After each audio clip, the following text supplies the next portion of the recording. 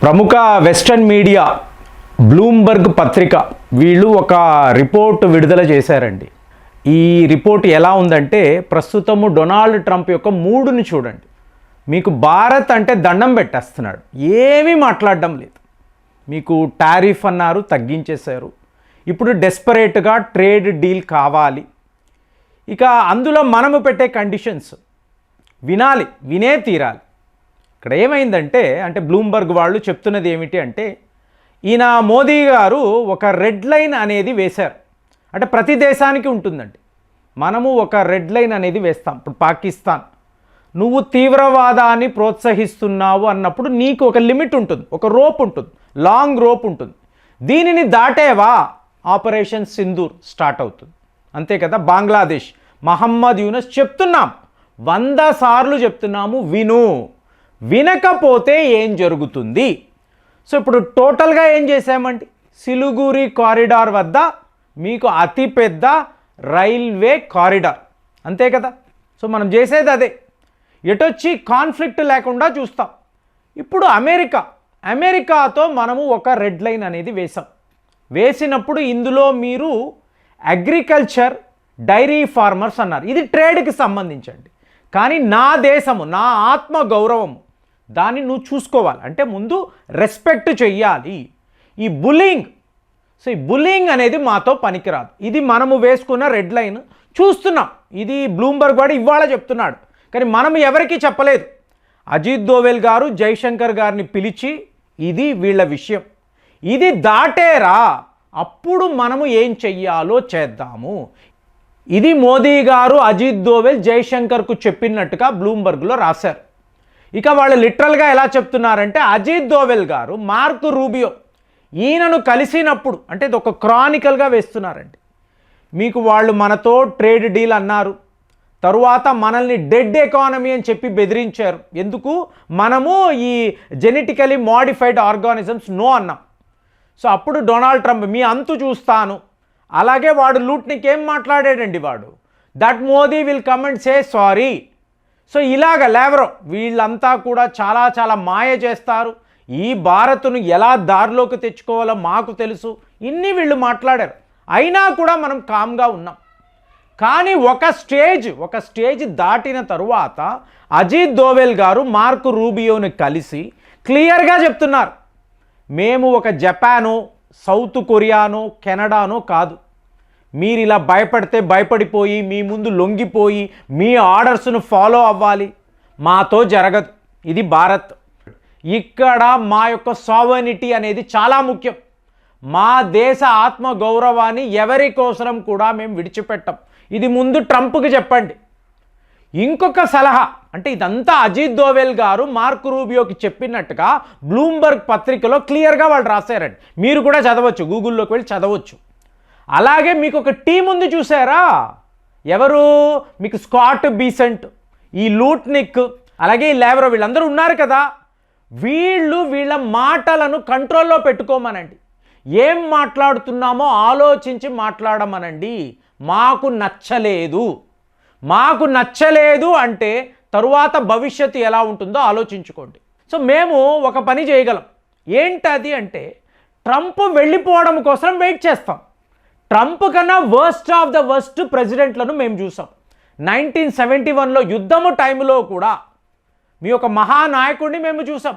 1965లో మీరేం చేశారో ఇవన్నీ మాకు తెలుసు. ట్రంప్ కన్నా దరిద్రమైన ప్రెసిడెంట్లు ఉన్నారు మీ దేశంలో, వాళ్ళని కూడా మేము ఎదుర్కోగలిగాం. మేము స్థిరంగా స్టేబుల్గానే ఉన్నాం. మీరేమైపోయారు? ఎన్ని రకాలుగా ఇవాళ మీ పరిస్థితి ఏంటి? అప్పుల ఊబిలో చిక్కుకుపోయి ఉన్నారు. మీరు బిల్స్ కట్టడానికి కూడా డబ్బులు లేదు. మీరు మీ ఫెడరల్ బ్యాంకింగ్లో ప్రింటింగ్లు వేసుకుంటున్నారు, రియల్ వ్యాపారం చేయడం లేదు. సో ఇదంతా అజిత్ దోవెల్ గారు క్లియర్గా మార్కో రూబియోకి చెప్పినట్టు, నువ్వు నన్ను రెస్పెక్ట్ చేస్తే నేను నిన్ను రెస్పెక్ట్ చేస్తాను. నువ్వు బులింగ్ చెయ్యాలి అంటే మేము చెయ్యం, మాకు అలవాటు లేదు. ఇంకొక దేశాన్ని బెదిరించడము, భయపెట్టడము, వాళ్ళని దారిలో తెచ్చుకోవడానికి ఎన్నో కుట్రలు పండం భారత్ అయితే చెయ్యదు. కానీ ఆ రెడ్ లైన్ను దాటేరా అప్పుడు మేము ఏం చెయ్యాలో అది చేస్తాం. ఇప్పుడు అర్థమైంది కదండి. 2025 ఆగస్టు తరువాత ఈ క్రానికల్ ఆర్డర్ అండి సెప్టెంబర్లో ఏం జరిగింది? మీకు మోదీ గారి పుట్టినరోజు, డొనాల్డ్ ట్రంప్ గారు ఫోన్ చేశారు. ఫోన్ చేసి హ్యాపీ బర్త్డే చెప్పారు. మనం ఆప్త మిత్రులము, మన మధ్య మంచి ఒప్పందాలు ఉండాలి, ఇవన్నీ మాట్లాడాడు. మళ్ళీ ఏం చేశాడు? ఈ టారిఫ్ను నేను తీసివేయను చెప్పాడా? ఇలాగ 2025లో మాత్రము 4 సార్లు డొనాల్డ్ ట్రంప్ మోదీ గారితో మాట్లాడాడు. అయినా కూడా ఆ శత్రుత్వము అనండి, మీకు డిస్టర్బ్ అయిన వ్యవహారం ఇదంతా అలాగే ఉండింది.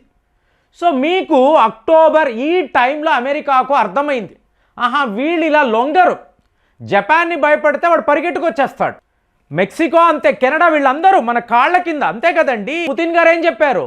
వీళ్ళందరూ తోకలా ఆడించుకుంటూ వైట్ హౌస్కి వెళతారు అన్నాడు. అంత చీప్గా ఉంటుంది ఈ నాయకులు. మరి మనము చేశామా? మీకు కెనడాలో మోదీ గారు ఉన్నప్పుడు డొనాల్డ్ ట్రంప్ ఫోన్ చేశాడా? 40 నిమిషాలు మాట్లాడా? మోదీ గారు ఒక్కసారి అమెరికా వస్తారా అన్నాడు. లేదండి, చాలా బిజీగా ఉన్నాను, నేను మళ్ళీ భారత్ వెళ్ళిపోవాలి. నువ్వు ఎవడైనా సరే నా టర్మ్స్లోనే ప్రతి పని జరుగుతుంది, క్లియర్ చేసాం. సో నెక్స్ట్ లెవెల్లో మీరు చూసారనుకోండి, అదే సంవత్సరము దగ్గర 5 దేశాలతో మనము ఫ్రీ ట్రేడ్ అగ్రిమెంట్ వేసుకోవడం. అంటే అమెరికా మాకు వద్దునే వద్దు, అమెరికాతో మాకు ఏ పని లేదు, కొత్త దేశాలు, కొత్త ఒప్పందాలు అక్కడ సిద్ధముగా ఉన్నప్పుడు నువ్వు ఏంటి? ఒకవేళ నీకు కావాలా? ఇవాళ కూడా చూడండి, వాడు ఇంత పెద్ద ఉత్తరం రాశాడా? రాసి మేము భారత్తో ఫ్రీ ట్రేడ్ అగ్రిమెంట్ అన్నాడా? మరి మోదీ గారు కూడా ఒక మెసేజ్ పెట్టారు కదా, ఫ్రీ ట్రేడ్ అని ఉందా? మీకు అక్కడ కనిపించిందా?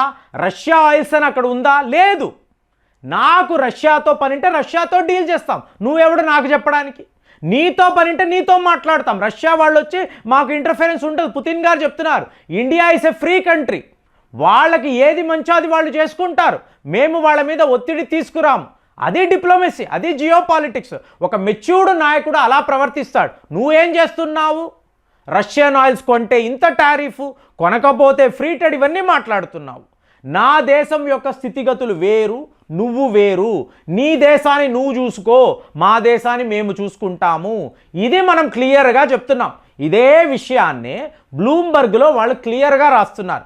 అజిత్ దోవెల్ గారు మార్కో రూబియోతో ఏం మాట్లాడారు, మాట్లాడినప్పుడు అందులో ఉండే సారాంశము ఏమిటి, భారత్ యొక్క వైఖరి ఏంటి, ఫారిన్ పాలసీ ఏంటి, మాకు తిక్కరేగితే, మాకు కోపము వస్తే ఏం చేస్తాము?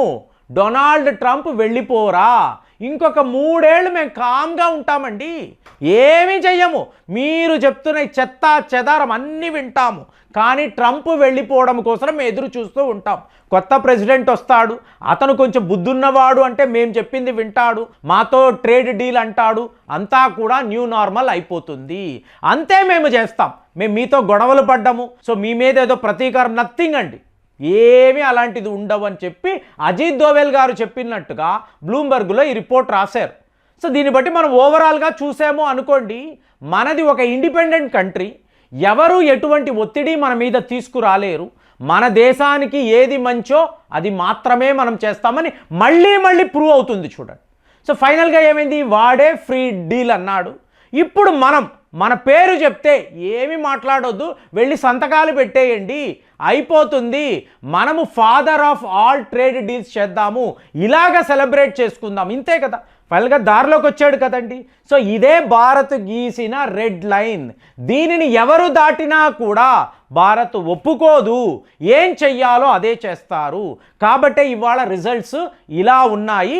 ఇప్పుడైనా డొనాల్డ్ ట్రంప్ ఆయన టీము బుద్ధి తెచ్చుకొని పద్ధతిగా వ్యవహరిస్తారని అనుకుంటున్నామని అజిత్ దోవెల్ గారు మీకు మార్కో రూబియోకి చెప్పినట్టుగా ఈ ఆర్టికల్ యొక్క సారాంశము. కుదిరితే చదవండి, చాలా ఇంట్రెస్టింగ్ పాయింట్స్ ఉన్నాయి. మరి డొనాల్డ్ ట్రంప్ని మనము ఎలా దారిలోకి తెచ్చుకున్నాం, మీకేమనిపిస్తుంది? కామెంట్స్లో రాయండి. మళ్ళీ వచ్చే వీడియోలో కలుద్దాం. జై హింద్.